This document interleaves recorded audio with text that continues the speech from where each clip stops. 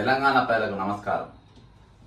మరి హనంకొండ జిల్లా హుజురాబాద్ నియోజకవర్గం కమలాపూర్ మండలంలోని ఉప్పల్ గ్రామస్తులు దాదాపు ఒక జేఏసీగా ఫామ్ అయి తమ గ్రామాన్ని అంటే ఉప్పల్ మండల హెడ్ క్వార్టర్గా ఉప్పల్ను ప్రకటించాలని నోటిఫై చేయాలని చెప్పేసి ఇయాటికి 5వ రోజు వాళ్ళు దీక్ష చేస్తుండ్రు, పోరాటం చేస్తుండ్రు. ఈరోజు మహాధర్నా కూడా పెద్ద ఎత్తున చేపట్టడం జరిగింది. ఇందులో ముఖ్యంగా వాళ్ళకున్న జనాభాను బట్టి, వాళ్ళకున్న వనరులను బట్టి, అక్కడ ఉన్న కనెక్టివిటీని బట్టి న్యాయపరంగా మాకు మండల కేంద్రంగా దీన్ని ప్రకటించాల్సిన అవసరం ప్రభుత్వం పైన ఉందని చెప్పేసి వాళ్ళొక న్యాయమైన కోరిక కోరుతుందని చెప్పి ఈరోజు గ్రామస్తులందరూ కూడా ఇంకా చుట్టుపక్కల ఉన్న ఆమ్లెట్ విలేజెస్ను కొన్నిటిని కలుపుకొని పెద్ద ఎత్తున ఈరోజు ఉద్యమం చేస్తూ ఉన్నారు. వీళ్ళు నేను ఎమ్మెల్సీగా అక్కడ నామినేషన్ వేసిన తర్వాత గ్రాడ్యుయేట్ ఎమ్మెల్సీకి అక్కడ నా దృష్టికి వచ్చినటువంటి ఈ అంశం కాబట్టి మేము స్పందిస్తామని చెప్పేసి ఈరోజు వాళ్ళు మా దృష్టికి తీసుకొని వచ్చిండ్రు.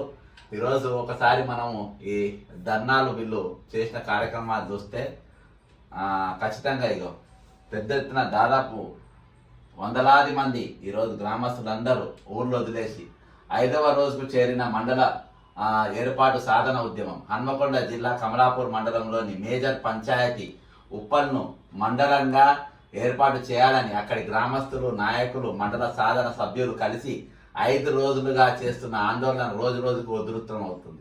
5వ రోజైన ఆదివారం ఉప్పల్లోని హుజురాబాద్ పరకాల ప్రధాన రహదారిపై కన్నూరు క్రాస్ రోడ్ వద్ద గ్రామస్తులు బైఠాయించి ఉప్పల్ మండలంగా ప్రకటించాలని కోరుతూ ధర్నా, రాస్తారోకో నిరసన చేపట్టారు.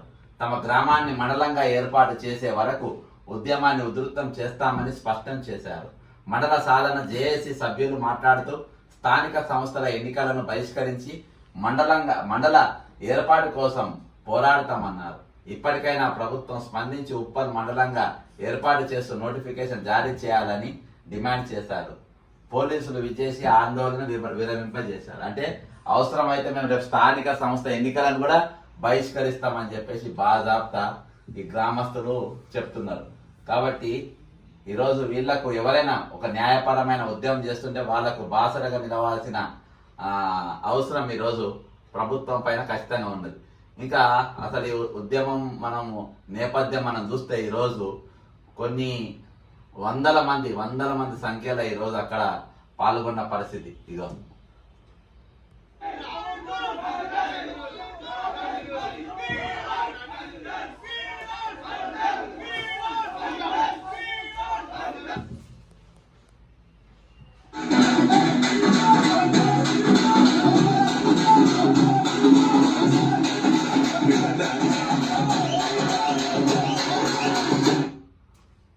ఒకసారి అక్కడ జేఏసీ నాయకులు ఉన్నారు, ఎవరైతే ఎప్పంచలో దీనికోసం పోరాడుతున్నటువంటి వ్యక్తి, ఈయన పేరు పసుపులేతి రాణా ప్రతాప్ అంట. ఒకసారి ఆయనతో మనం మాట్లాడదాం.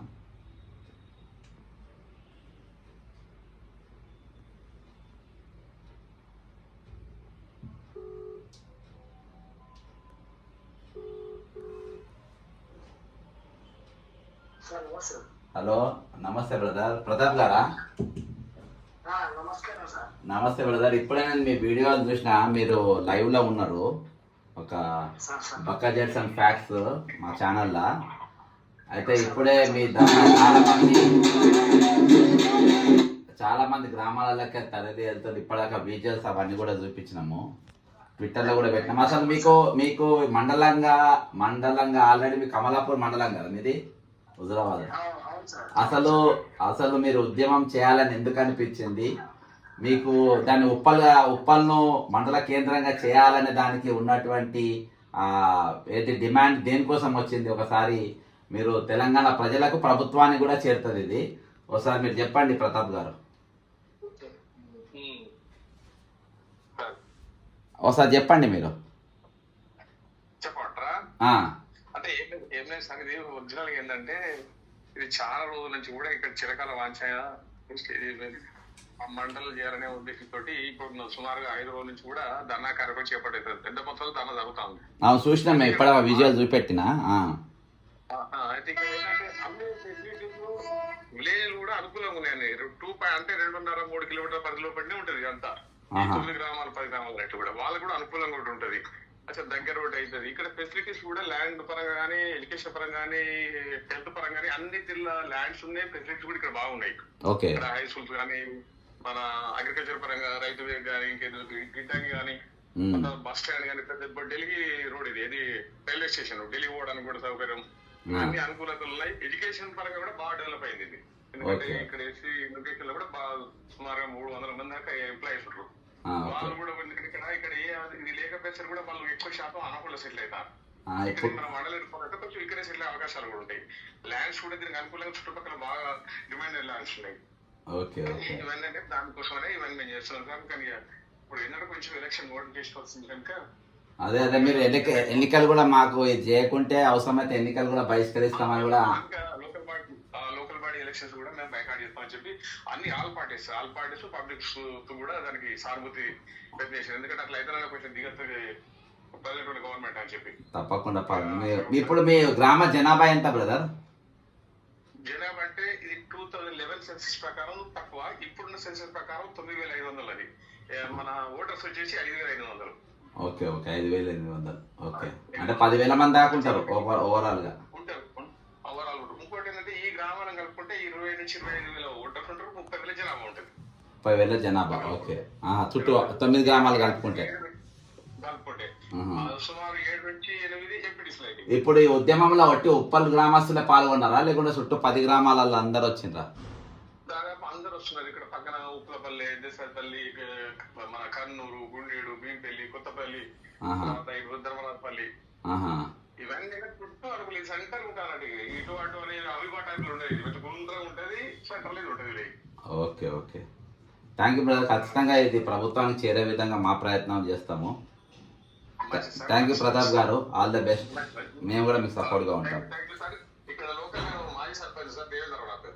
దేవేందర్ గారా? ఓకే దేవేందర్ గారు, థ్యాంక్ యూ. ఇప్పుడే మాజీ సర్పంచ్ దేవేందర్ గారు కూడా మాట్లాడడం జరిగింది. ఈరోజు ఖచ్చితంగా వీళ్ళ న్యాయమైన డిమాండ్ వీళ్ళకు డిమాండ్ చేయాల్సిన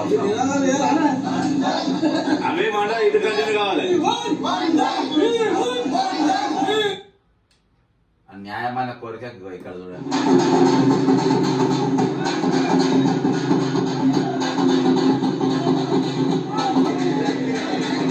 కాబట్టి ఉప్పల్లో చూస్తే అది చాలా ఎడ్యుకేటెడ్, ఇది ఒక ఎడ్యుకేషన్ హబ్ లేక హబ్ విలేజ్ లెక్కనే అది ఉంటుంది. చాలా మంది చదువుకున్న వాళ్ళు, మాకు తెలిసిన వాళ్ళు కూడా చాలా మంది ఆ గ్రామంలో ఉన్నారు.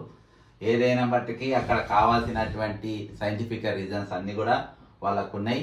కాబట్టి మీరు ప్రభుత్వం, ముఖ్యంగా రేవంత్ రెడ్డి గారు, పంచాయతీరాజ్ మంత్రి సీతక్క గారు, రెవెన్యూ మంత్రి పొంగిలేటి శ్రీనివాసరెడ్డి గారు, చీఫ్ సెక్రటరీ గారు, మీరందరూ కూడా వీళ్ళ న్యాయమైన కోరికలను పరిశీలించి ఖచ్చితంగా మండల కేంద్రంగా దీన్ని ప్రకటించాలని కోరుకుంటున్నా.